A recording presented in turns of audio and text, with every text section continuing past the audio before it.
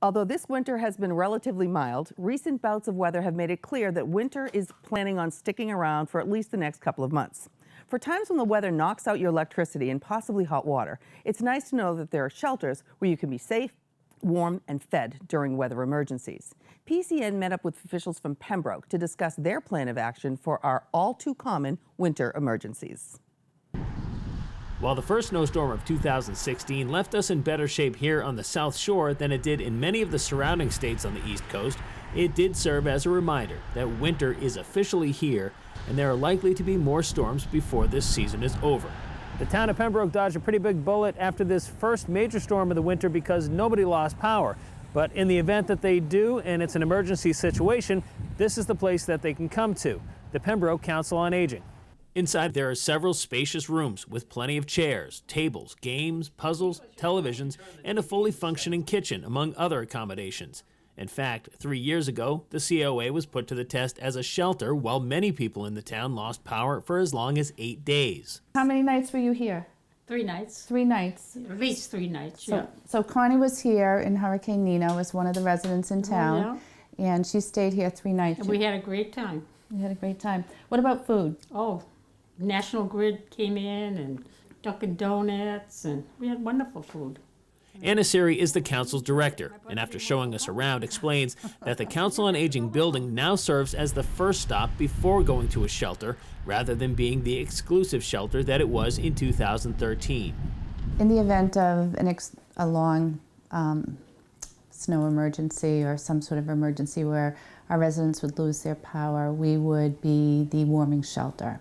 The Council on Aging has 3 large rooms, plus we have the full kitchen. So the folks would come to us and be here, and then we would partner with the library next door, who will be the shelter itself. If there's a chance you'll be spending a night or two in the shelter, it's good to know what to bring with you. Fire Chief Mike Hill. Well, they want to be prepared for about 48 hours. So if you have specific medical problems, you want to make sure you have your medicines for that amount of time. Anything else that you might need. It's going to encompass you being comfortable for that amount of time, so maybe a change of clothes. As co-director of the emergency management team in Pembroke, he's also on call to help those who may not be able to make it to the shelter on their own. Should we find elderly couple who has a medical problem that doesn't need to go to the hospital but should go to the shelter, well, we'll certainly transport them in the ambulance or take a cruiser or a brush truck, and if the snow is too deep, and get them from their home to the shelter. The library shelter has plenty of space, and with the kitchen at the COA, people in need should be in pretty good hands. But of course, there are limitations.